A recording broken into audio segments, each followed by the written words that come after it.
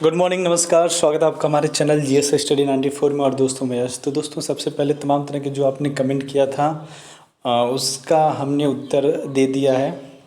ठीक है, आप जाकर दैनिक जागरण के वीडियो में देख सकते हैं। और thank you so much for your complement regarding me and my editorial. ठीक है, तो दोस्तों चलते हैं आगे। अब बात करते हैं जनसत्ता के एडिटोरियल की, और इसमें बात करेंगे संरक्षणवाद से उपजा संकट। ठीक है, तो बहुत ही महत्वपूर्ण टॉपिक होने वाला है। और आप लोग एक काम क्या करिए, थोड़ा सा मुझे थोड़ा सा वो दिलाया करिए, एक होता है ना, बिलीव दिलाया करिए कि नहीं आप लोग जुड़े हुए हैं मुझसे। कुछ नहीं, कोई मतलब नहीं है। अरे कम से कम वीडियो को भाई शेयर कर दिया करो, बड़ी मेहनत से बनाता हूँ। ठीक है, मैं भी क्या करें, चलिए कोई बात नहीं। कम से कम आप लोग प्रेजेंट लगा दिया करिए। बड़ा निराश होता है कि सामने वाले बंदे ने देखा कि नहीं। कम से कम जो लोग डेली मुझसे जुड़े हुए हैं स्पेशली उनके लिए हैं। और लोग तो कभी कभार देखिए, जब तक आप वीडियो को शुरू से अंत तक नहीं देखेंगे तब तक आपके अंदर कोई भी विचारधारा डेवलप नहीं होने वाली है। आप एक हफ्ते दोनों वीडियो मेरे देखिए, उस पर विचार मंथन करिए, या मात्र आप वीडियो को ध्यान से सुनिए। यदि आपके अंदर किसी प्रकार का आपके बिहेवियर में बदलाव नहीं आता तो जो आप कहें करने के लिए मैं तैयार हूँ। आपकी सोच का जो दृष्टिकोण है वो बदलेगा। ठीक है, तो आगे चलते हैं। इसे लिखा विवेक ओझा जी ने। थैंक यू सो मच विवेक ओझा जी। अब देखिए, यहाँ बात करते हैं रोजगार की अनिश्चितताओं, तेल की गिरती कीमतों, स्थानीय जनता की सुविधाओं के ध्यान, महामारी के नकारात्मक प्रभावों और वैश्विक और क्षेत्रीय मंदी की आशंकाओं के बीच खाड़ी देश कुवैत ने एक बड़ा संरक्षणवादी कदम उठाया है। आपको पता है कि दोस्तों पिछले कई दिनों से जिस तरह से हमारे देश में अनएक्सपेक्टेड रूप से तेल की कीमतों में इजाफा हो रहा है, इससे तमाम तरह की मुश्किलें बढ़ रही हैं। तमाम तरह के आरोप लगाए जा रहे हैं विपक्षी पार्टियों के द्वारा कि किस प्रकार से रूलिंग पार्टी और बड़े बड़े जो पॉलिटिशियन हैं वो मोनोपोली कर रहे हैं, एक अधिकार चाहते हैं। वो कुछ उनसे कोई मतलब नहीं कि देश की जनता के ऊपर प्रेशर बढ़े। भैया इस समय आपको सोचना चाहिए गवर्नमेंट को कि साला किसी के पास पैसा बचा नहीं है। जिसके पास भी बचा था दोस्तों, वो 4-5 महीने से जिस तरह से बैठ के खा रहा है, परिवार का पालन पोषण कर रहा है, उसमें भी तमाम तरह के पैसे लग रहे हैं। मतलब किस तरह से लोग ज़िंदगी काट रहे हैं। अगर यही स्थिति रही ना आगे तक तो भूखमरी आ जाएगी। ठीक है, पर इनसे कोई मतलब नहीं है। इससे कुवैत में रहने वाले प्रवासी भारतीयों और साथ ही उनके द्वारा वहाँ से भेजे जाने वाले धन पर विपरीत प्रभाव पड़ सकता है। कोरोना महामारी के बीच कुवैत ने अपनी संसद में एक कानून पारित कर प्रावधान किया कि कुवैत में अब भारतीय प्रवासी यहाँ की कुल आबादी के 15% से अधिक नहीं हो सकते। अब देखिए, आपको पता है जो रिसेशन हुआ है और हमारे देश में रोज़गार नहीं होने की वजह से हमारे देश के लोग ज़्यादातर खाड़ी देशों को पहली प्राथमिकता देते हैं वहाँ पर रोज़गार के लिए, और आसानी से उन्हें रोज़गार मिल भी जाता है। ठीक है, पर अब कुवैत में भी कोरोना की वजह से और जिस तरह से तमाम तरह की आर्थिक, सामाजिक, राजनीतिक संकटें बढ़ी हुई हैं, ऐसे में दोस्तों बता दो जो उसका उद्देश्य है कि सबसे पहली प्राथमिकता होगी कुवैत फर्स्ट। जैसे कि वहाँ के लोगों को पहले दें, जैसे पहले वहाँ रोज़गार दें, उसके बाद 15% हम मात्र 15% नहीं 15% से ज़्यादा नहीं रह सकते भारतीय प्रवासी, क्योंकि भारतीयों की संख्या वहाँ बहुत ज़्यादा हो चुकी है। कई कई जगहों में तो पूरा एकदम भारतीय कॉलोनी बना दी गई है। इसके चलते कुवैत में रह रहे भारतीयों में से 8 लाख भारतीयों पर चिंता और आशंका के बादल मंडरा रहे हैं। कुवैत की नेशनल असेंबली की विधायी समिति ने इससे संबंधित विधायक को संवैधानिक करार दिया है। गौरतलब है कि कुवैत की कुल आबादी 43 लाख है। इनमें से 30 लाख विदेशी अथवा प्रवासी हैं। कुवैत में लगभग क्या किया, इनमें से 30 लाख विदेशी प्रवासी। कुवैत में लगभग 14.5 लाख भारतीय रहते हैं और अब इस कानून से लगभग 8 लाख भारतीयों को कुवैत छोड़ने के लिए बाध्य होना पड़ सकता है। कुवैत को स्थानीय जनसंख्या को रोजगार से अधिक अवसर उपलब्ध कराने के लिए सरकार ने यह फैसला किया है। कुवैत में संरक्षणवादी नीतियों के हालिया उभार की बात करें तो पता चलेगा कि वहाँ के सांसदों से कहा गया कि 1 साल के अंदर सभी सरकारी विभागों से प्रवासियों की नौकरियां खत्म करने संबंधी दिशा में काम शुरू कर दें। इसी वर्ष मई में कुवैत सरकार ने नगर पालिका की सभी नौकरियों में प्रवासियों की जगह कुवैत के नागरिकों की नियुक्ति करने को कहा था और अगले ही महीने यानी जून में सरकारी तेल को अपना कुवैत पेट्रोलियम कॉरपोरेशन और इसकी इकाइयों 2020-21 के लिए सभी प्रवासियों को प्रतिबंधित करने की घोषणा कर दी गई। वर्तमान में यहाँ दूसरे देशों के लोगों की नौकरियाँ देने पर भी रोक है। गौरतलब है कि कुवैत भारत के लिए विदेशों से भेजे जाने वाले धन का एक शीर्ष स्रोत भी है। आपको बता दें, अच्छा खासा लोग रोज़गार के लिए जाते हैं और अच्छा खासा इनकम करते हैं, उसके बाद अपने परिवार के लिए वो भेजते हैं। तो ऐसे में दोस्तों, तमाम तरह के जो भारतीय हैं जो रोज़गार की तलाश में कुवैत जैसे देश को प्राथमिकता देते हैं, अब उनके लिए दिक्कतें बढ़ सकती हैं। वर्ष 2018 में कुवैत में रह रहे भारतीयों ने भारत में 4.8 अरब डॉलर की रकम भेजी थी। कुवैत भारत के शीर्ष 10 व्यापारिक साझेदारों में भी शामिल है।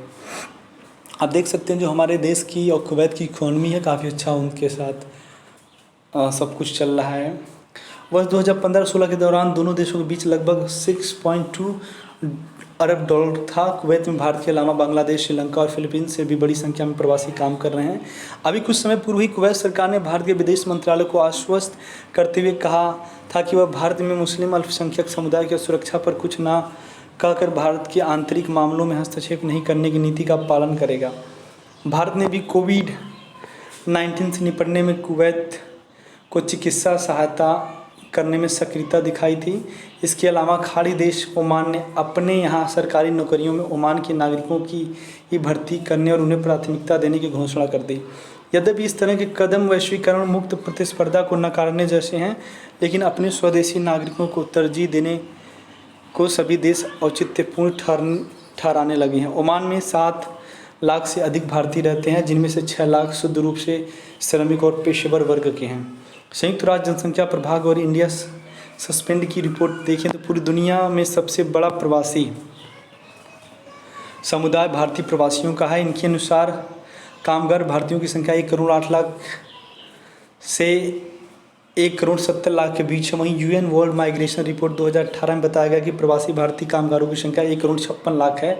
तो दोस्तों, इन सारे आंकड़ों को आप लिखिएगा, इनकी कब किस आधार पर किस जगह पर आवश्यकता पड़ जाए आपको भी कंफर्म होना चाहिए, ठीक है।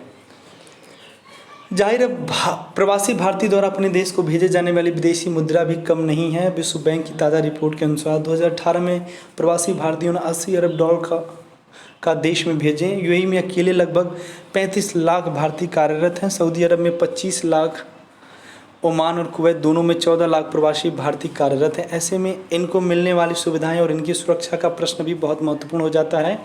दक्षिण भारतीय राज्यों केरल, तेलंगाना और आंध्र प्रदेश के साथ ही महाराष्ट्र से खाड़ी देशों में सस्ते श्रमिक के रूप में काम करने के लिए जाने वाले भारतीयों को कई समस्याओं का सामना करना पड़ता है। मसलन वीज़ा, पासपोर्ट की औपचारिकताएं, विदेश में इसकी जब्ती, नस्ली भेदभाव, जासूसी के आरोप, आतंकी नेटवर्क में संलग्नता के आरोप, मालिक द्वारा उचित मजदूरी न देना, निर्धारित अवधि से कई ज़्यादा घंटे काम लेना, स्वदेश वापसी में अड़चने पैदा करना। इसके अलावा गृह युद्ध, जाति संघर्ष, शरणार्थी संकट की स्थिति में भी जाति कामगारों के समक्ष समस्याएं बढ़ जाती हैं। अरब विश्व के साथ अच्छे संबंधों को बढ़ावा देना भारत की विदेश नीति का एक प्रमुख लक्ष्य रहा है, लेकिन खाड़ी देशों, मध्य पूर्व अथवा पश्चिम एशिया के इस्लामिक देशों के साथ भारत के संबंधों में समय समय पर उतार चढ़ाव भी देखे गए हैं। हाल ही के वर्षों में भारत सरकार ने जहां खाड़ी देशों के साथ मजबूत संबंधों पर जोर दिया, वहीं दूसरी ओर भारत के नागरिकता संशोधन अधिनियम और राष्ट्रीय नागरिकता रजिस्टर से उपजे विरोध प्रदर्शन, दंगे और मुस्लिम अल्पसंख्यकों के हितों के प्रश्नों पर कई इस्लामिक देशों सहित खाड़ी देशों में असंतोष की लहर देखने को मिली। इससे नाराज़ कुछ खाड़ी देशों जैसे कुवैत ने इस्लामिक सहयोग संगठन से यहाँ तक मांग कर दी कि भारत में मुस्लिम अल्पसंख्यक समुदाय के संरक्षण के मामले को उस संज्ञान में लेना चाहिए। सोचिए, दिल्ली में तबलीगी जमात के खिलाफ कार्रवाई पर भी कई इस्लामिक देशों को भारत के खिलाफ आवाज़ उठाई। इन प्रकरणों से भारत विरोधी जिस मानसिकता को खाड़ी देशों में हवा मिली थी, उसकी गति को तेज करने का काम कोविड-19 महामारी ने कर दिया, क्योंकि इसने खाड़ी देशों को भारत सहित कई अन्य देशों के खिलाफ संरक्षणवादी नीतियों को अपनाने के लिए प्रेरित किया। तो दोस्तों, देख सकते हैं हमारे देश में कुछ मीडिया कर्मी ऐसे हैं जो देश में अल्पसंख्यकों के ऊपर जो क्या हो रहा है क्या नहीं हो रहा है, ठीक है। जो भी उनके साथ गलत हो रहा है और कुछ लोग हैं जो उनका शोषण कर रहे हैं, उनको पीड़ा पहुंचा रहे हैं, तो ये बातें बढ़ा चढ़ा कर या फिर भारत जैसे देश का वैश्विक स्तर पर पूरी तरह से जो उसकी पद प्रतिष्ठा उसे बिगाड़ने की कोशिश की गई है। ऐसे में दोस्तों जब ये मैसेज खाड़ी देशों में जाएगा, जैसे यदि कोई पीड़ा होती है पाकिस्तान के हिंदुओं को तो हमें उनके प्रति सहानुभूति होती है, वैसे खाड़ी देश वाले भी हैं। तो कुछ लोग हैं जो कश्मीर में जो भी ब्राह्मणों के साथ हुआ, पंडितों के साथ हुआ, उनकी बातें तो भैया उचित नहीं समझते उठाना, भाड़े में जाए। दलाई लामा की बातें कोई नहीं उठाएगा, पर इन लोगों की बातें उठा दो, ठीक है। मैं मानता हूँ बातें उठानी चाहिए, पर अपने देश का सम्मान भी तो करो। मतलब एक पक्ष को मजबूत दिखाने के लिए दूसरे पक्ष को इतना गिरा दो कि वो ज़िंदगी भर उठ ना पाए। संयुक्त अरब अमीरात में कई भारतीयों को सोशल मीडिया पर मुस्लिम विरोधी पोस्ट और कोरोना जिहाद के सिद्धांत गढ़ने के आरोपों के चलते नौकरियों से हाथ धोना पड़ गया। विश्व बैंक ने कोरोना आपदा में वैश्विक और क्षेत्रीय आर्थिक विकास की गतिशीलता के वाहक और महत्वपूर्ण उपकरण वित्त प्रेषण प्रवासियों द्वारा अपने देशों में पैसा भेजने पर आ रहे नकारात्मक प्रभावों की पहचान की है। इसमें कहा गया कि हाल के इतिहास में वित्त प्रेषण में इतनी तेज़ गिरावट कभी नहीं आई जितनी कि कोरोना महामारी के दौरान आई है। विश्व बैंक के अनुसार कोरोना महामारी की वजह से दुनिया भर में आर्थिक संकट गहराया है और इस वजह से प्रवासियों के धन प्रेषण में 20% से ज़्यादा की गिरावट की संभावना है। भारत में यह गिरावट 23% तक जा सकती है। इससे भारत के विदेशी मुद्रा भंडार पर निश्चित रूप से प्रभाव पड़ेगा। भारत को सर्वाधिक विदेशी मुद्रा खाड़ी देशों में रह रहे भारतीयों से ही मिलती रही है, जो पिछले कुछ वर्षों में 35 से 40 अरब डॉलर के बीच रही है। भारत को अब खाड़ी देशों को विश्वास में लेने की ज़रूरत है ताकि प्रवासी भारतीयों के हितों को चोट न पहुंचे। इसके लिए खाड़ी देशों के समक्ष भी कुछ लाभदायक प्रस्ताव भारत को रखने पड़ेंगे ताकि खाड़ी में काम कर रहे लाखों भारतीयों पर स्वदेश वापसी का संकट न खड़ा हो सके। तो आज के लिए इतना ही। नमस्कार, धन्यवाद, थैंक यू।